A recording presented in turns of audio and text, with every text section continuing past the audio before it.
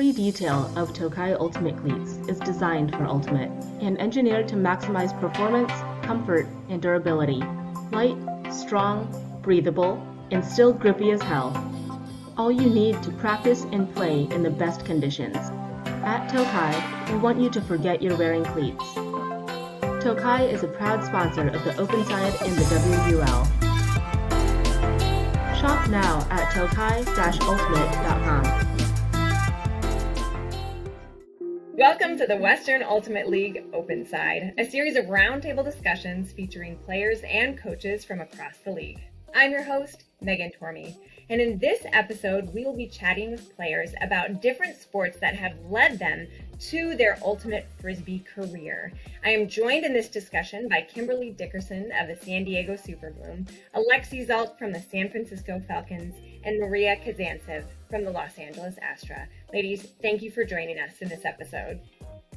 So as we have learned, many players do not find ultimate until they're out of high school.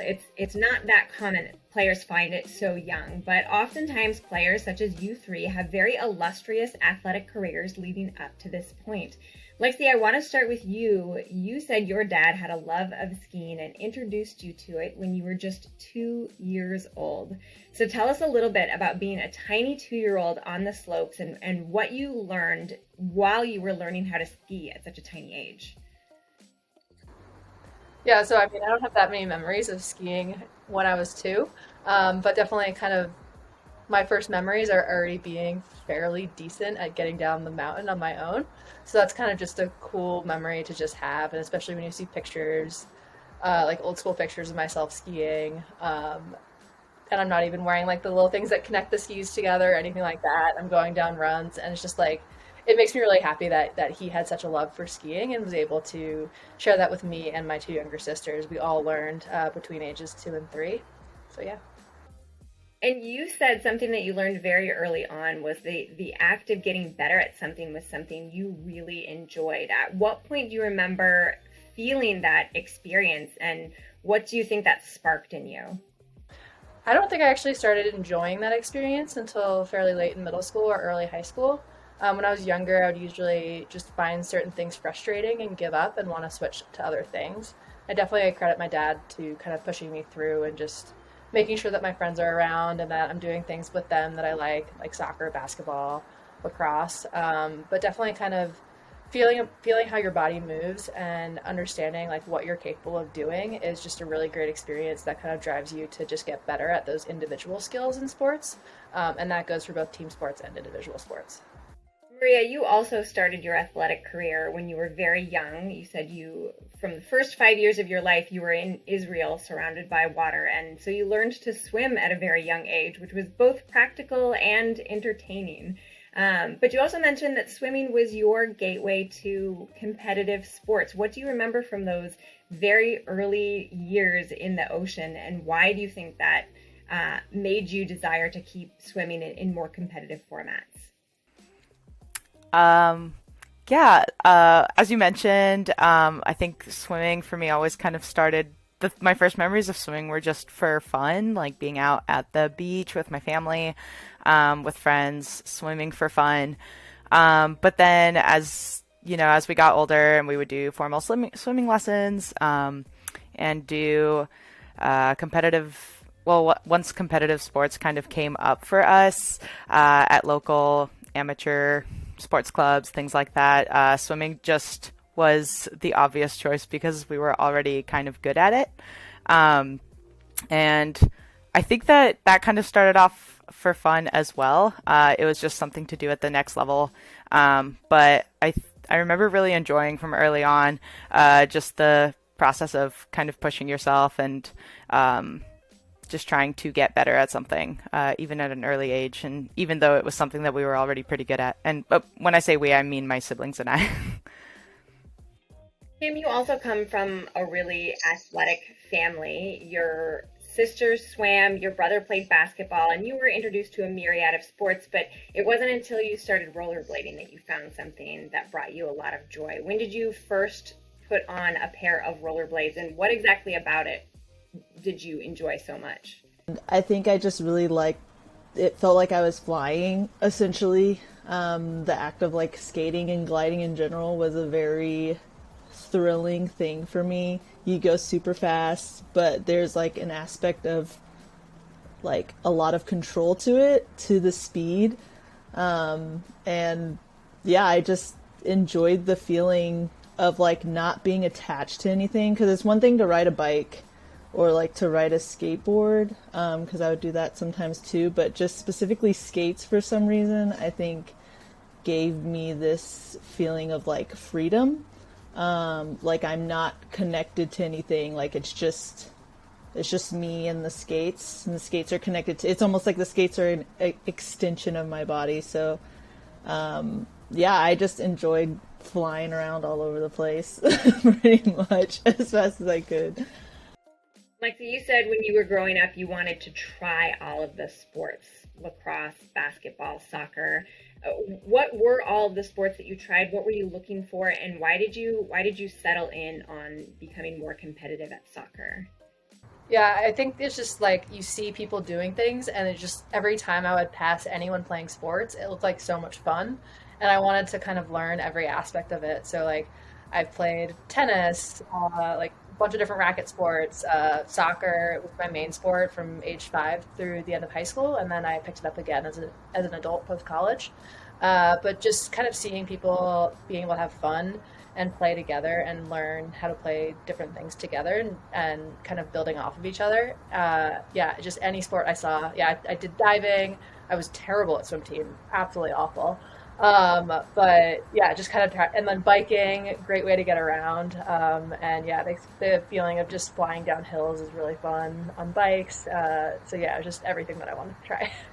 But soccer was a thing that you really devoted yourself to. Why that sport in particular, and what did you learn about yourself as an athlete while you were participating in it?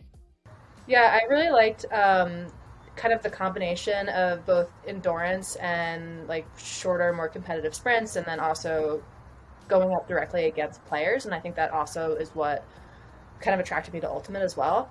But that ability to kind of, I guess, over the 90 minutes, of course, of a soccer game is just being able to kind of react off of other players, adjust to the game speed, and really put yourself in the middle of the action in different parts of times. Like I've played everything from center mid through elementary, middle school, and then parts of high school.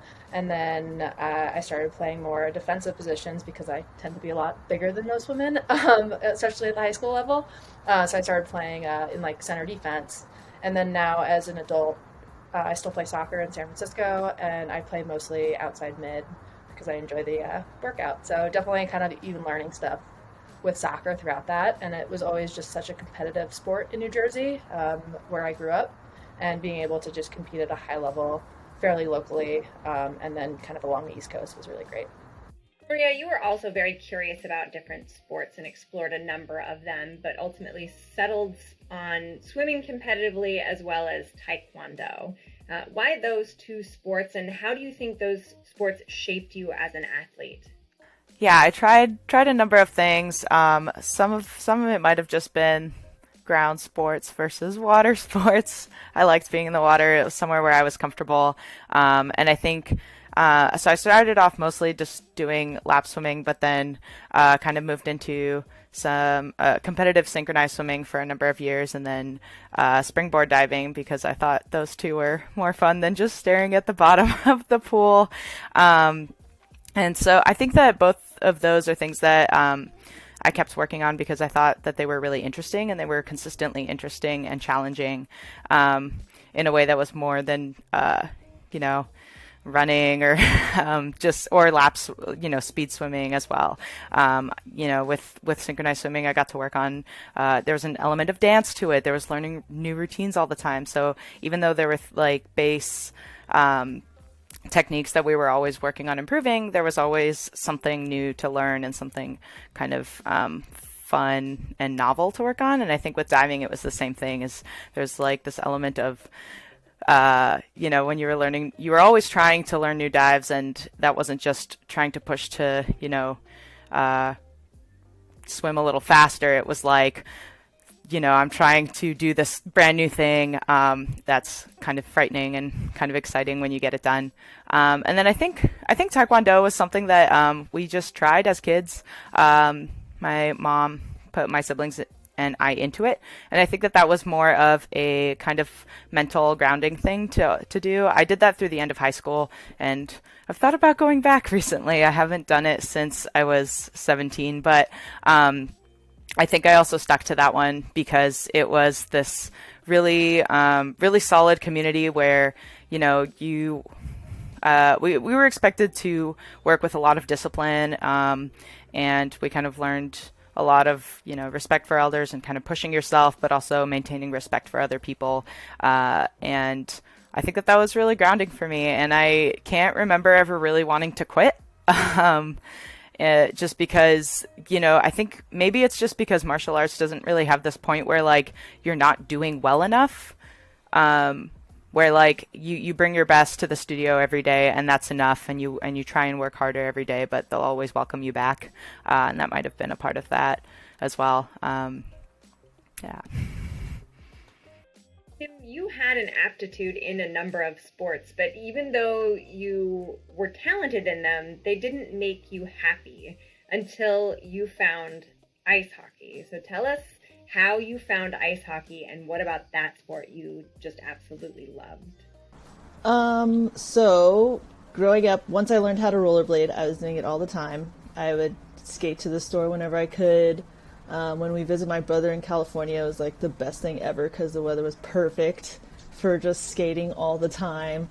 I would even go inside the store with them on, but I just never take them off whenever I could. And I started going to the skate park to entertain like verts. I didn't really get into tricks or anything. I just liked the feeling of the speed going up and down hills, around turns, more the agility of it all.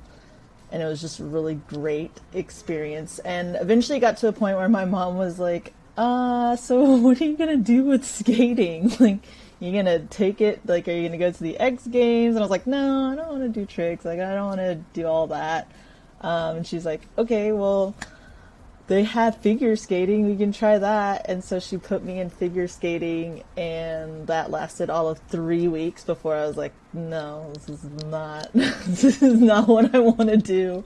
Whenever I had a chance during figure skating, I would just lap the rink because I just wanted to go fast. When we were supposed to be practicing like different techniques and tricks and stuff, I was like, or I can just skate really fast in a circle and it'll be great. But then that's what kind of like opened up my eyes to speed skating, and I didn't know it was a thing. And then I was watching the Olympics and I was like, this is awesome, like they get to go so fast and just race each other. That did not exist in Kentucky, no speed skating there. So the next best thing was ice hockey, and my mom was like, oh well, they have ice hockey over the summer, like a little like camp thing if you want to go to it. Went to that, and I was instantly like, this is the best sport ever. I get to skate as fast as I want. I get to score goals and celebrate over them. I get to help other people score goals, and I get to hit people. So it's just like a win-win. Just be physical, go fast, enjoy like scoring. Athletics was clearly a very important part of all of your lives growing up. Maria, when you went to UCLA, you found Ultimate Frisbee at the Activities Fair, the same Activities Fair that Margot Sturt found Ultimate. Margot was on an episode of Open Side just a couple episodes ago. What were you looking for when you went to the Activities Fair, and why were you willing to give Ultimate a chance? So UCLA does this giant Activities Fair, and as I mentioned, I came out of high school doing competitive springboard diving, but there wasn't really an outlet for that at UCLA. I definitely checked, and there wasn't like a club level to do that. Either you were doing it at the NCAA level, or pretty much not at all. So, based on my background, I was like, I need to find something to do. There's no way I don't go and find a sport to play. And I think a big part of it was just that, the players on UCLA's team were really enthusiastic, and they kind of pulled at anybody that they saw walking by that would come and listen to their spiel. So I think that they did a great job of recruiting. I'd also kind of dabbled in Ultimate in weird places before. When I was doing like a diving training camp one summer in high school, one of the things we did kind of like for fun on the side in our downtime was play Ultimate Frisbee, which I think is a thing that a lot of people do at camp. And a couple of my other friends in high school at some point were also like, oh, we played some Ultimate at our camps, and I remember at one point we had gone to the park and played with my friends as well. So it was something that I had kind of played for fun before, and so when I got pulled aside at the activities fair, I thought, okay, like I'll go to this meeting. It seems like it's pretty fun, and give it a try. Lexi, by the time you got to Middlebury College, you were burnt out from playing soccer. At this point, you found Ultimate. What was it about this sport that made you want to play? How was it better or different, or just what you needed coming from a very intense commitment to soccer? Yeah, so I was recruited for both soccer and track and field for college, and then I luckily got in off the wait list at my dream school, which was Middlebury, and didn't have to tell the soccer or track coach that I had gotten in. So I just didn't, because I wanted a break. And I actually found Ultimate, I sought it out when I got to Middlebury, mostly because I had a couple friends who were a year older than me, and one of them ended up going to Brown, and he played there. And he was like, you'll love this, it's super fun, it's super chill, everyone hangs out, and it's both social and athletic, and I think you'd be really good at it. So when I got to school, he like taught me a couple things over the summer before I got to school, and then when I got there, I was like, cool, this is awesome. I'm just going to find the team and hang out with them and learn how to play. And all I could do at that point was catch, and I tried to only catch it in the end zone. But just having like that athletic outlet, having same kind of cutting patterns that exist in soccer, I guess the defensive patterns were a little bit similar to basketball, which I had played through elementary and middle school. So I really enjoyed just it being a combination of a bunch of different sports, and having it be something that was a little bit more casual, and that I felt like I could play at a much, not lower level, but much more social level than at that point the level that I was playing other sports at. But you didn't stay hidden from the soccer and track coaches for long. How did they end up finding that you were there? And talk about playing soccer and participating in track while playing Ultimate at college. So yeah, in the winter of my freshman year, Middlebury has gym classes that you can sign up for, and you have to take 2 gym classes to graduate college. But I signed up for a lot more than that. And my freshman year in the winter, I signed up to play paddle tennis, which is an outdoor racket sport, which I think is really fun. And the person who was coaching that was the track coach. So he was like, what are you doing here? You have to come play next year. And I was like, okay, I will. So then I started running track at Middlebury my sophomore winter. And then when I show up, the first person who I see there is the soccer coach, who is the assistant sprints coach in the winter. So then he tells me that I have to start practicing with the soccer team in the winter, but then I actually hurt my leg like 2 months later, so I stopped doing the soccer thing and then ended up still sticking with track for the rest of college in addition to frisbee. And how was that athletic workload playing track, participating in track and playing Ultimate throughout your college years? Yeah, so the reason I ended up getting compartment syndrome in my leg, on my left leg, which was the leg I jumped off of. I was a pentathlete in college, which was a combination of 7 sports, including running, jumping, and throwing events. So it was an overuse injury related to me skiing every day for all winter in addition to running track and then playing frisbee indoors since this is Vermont in the winter. And that kind of caused this overuse injury, which I was able to put off getting surgery on my leg until the end of May. shortly after we were able to make nationals for the first time in Middlebury's history for both men and women. First and only time for making it to D1 nationals. So I was able to put off getting surgery until after that, but it wasn't really going to hold off for that. But it ended up meaning that I could compete at a lower level and just focus on jumps in track for the rest of the season, and then also play frisbee. And then I was able to get surgery at the end of the school year, and then I was able to then compete again in track starting in the fall.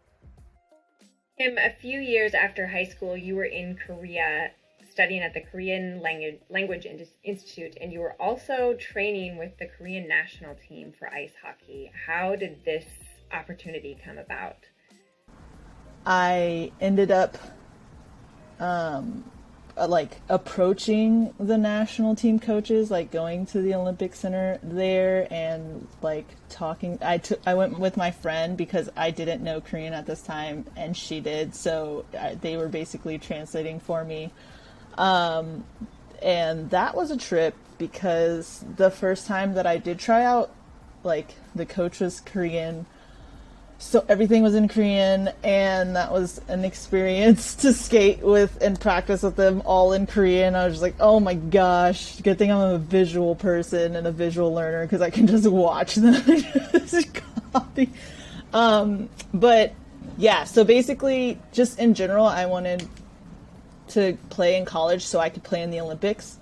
And for me, playing the Olympics, like any way, shape, or form is what I wanted. So it didn't necessarily have to be with USA. So while I was in Korea, I was like, hey, this would be cool to represent like part of my own culture since my mom's half Japanese and half Korean. So I was like, let's try playing with the Korean team. So yeah, I ended up trying out.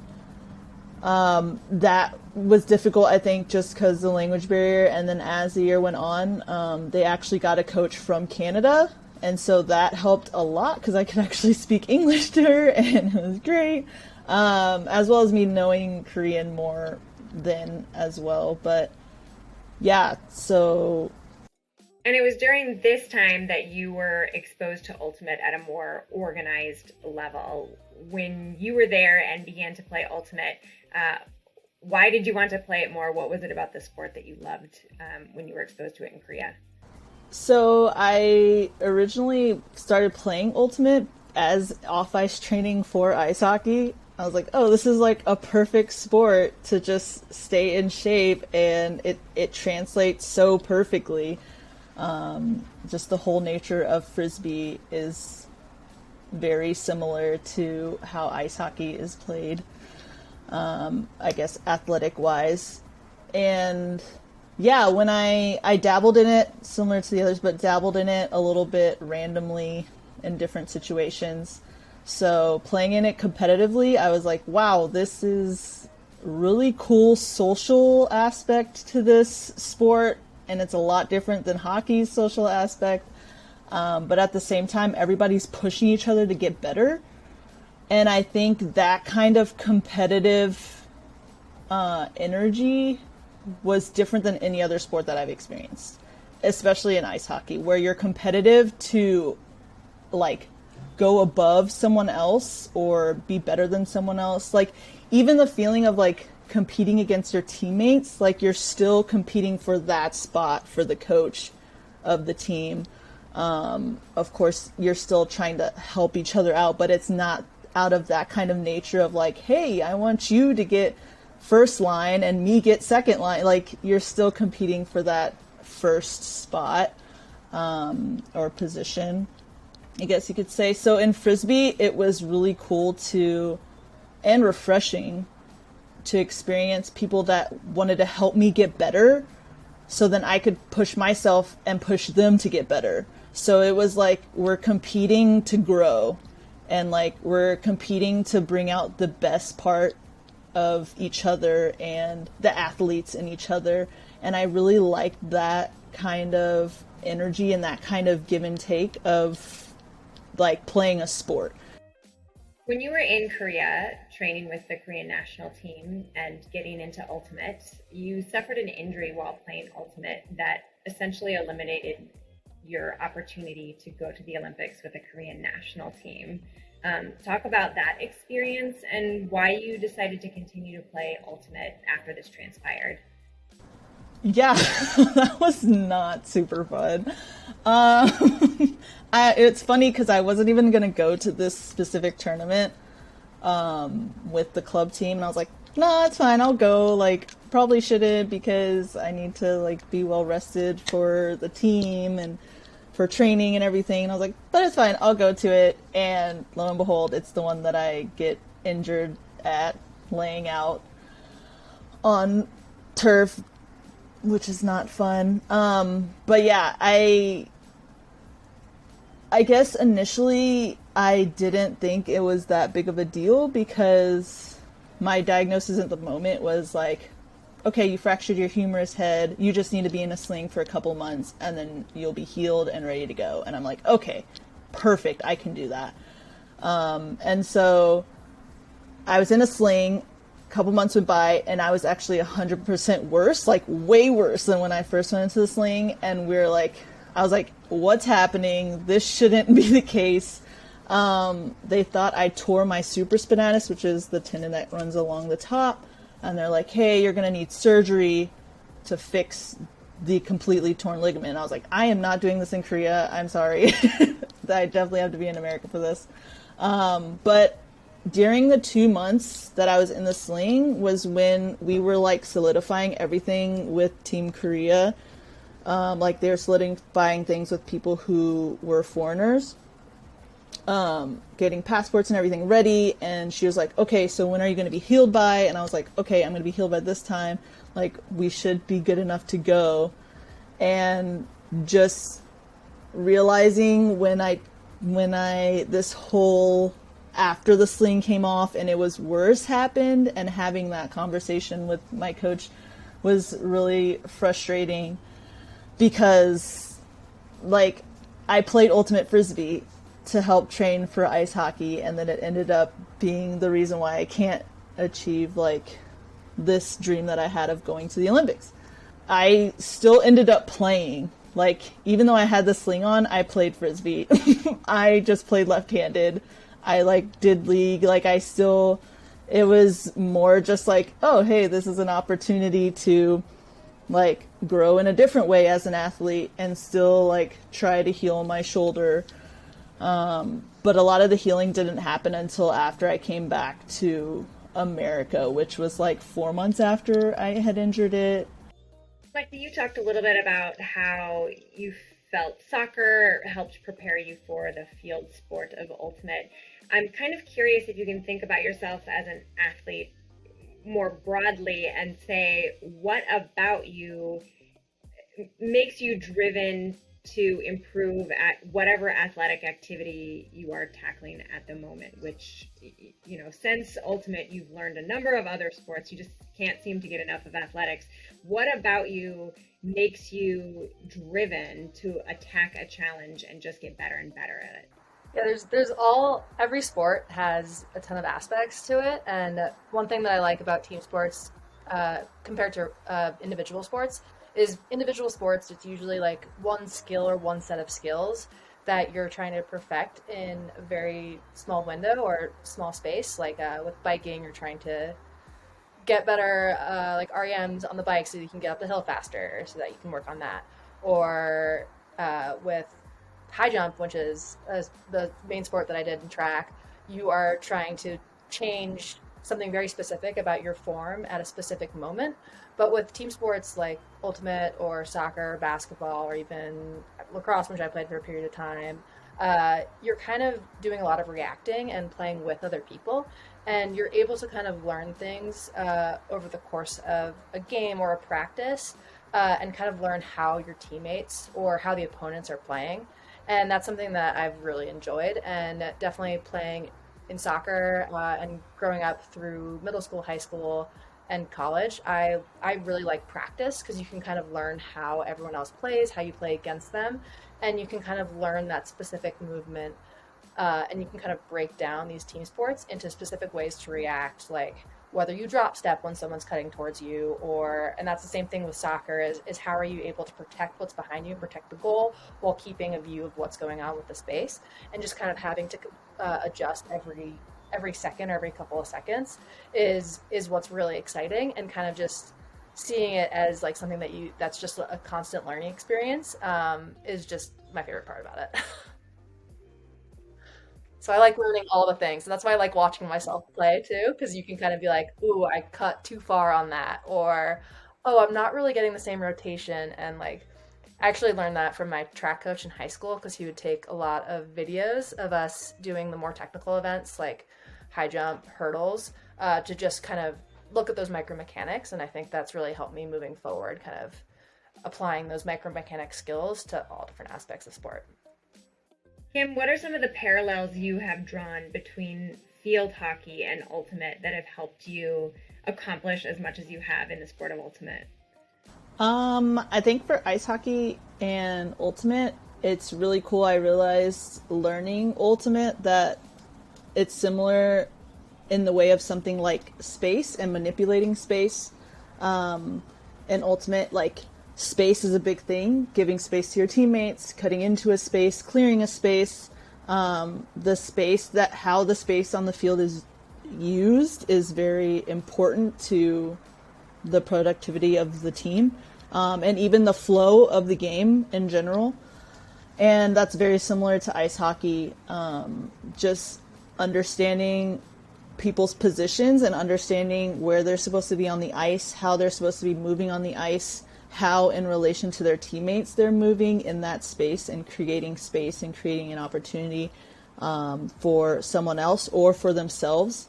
There's a lot of angles in ice hockey as well, like different angles that you're shooting the puck, that you're passing the puck, that you're interacting with the opposing team, your team, the boards. Like, there's just so many different variables. And I think also in ultimate, like, you're dealing with angles, the IOs, the OIs, like you're hammering, or like, like flick, backhand, like there's just so many aspects to interact with the disc and your teammates, and creating an opportunity through a certain space that you have.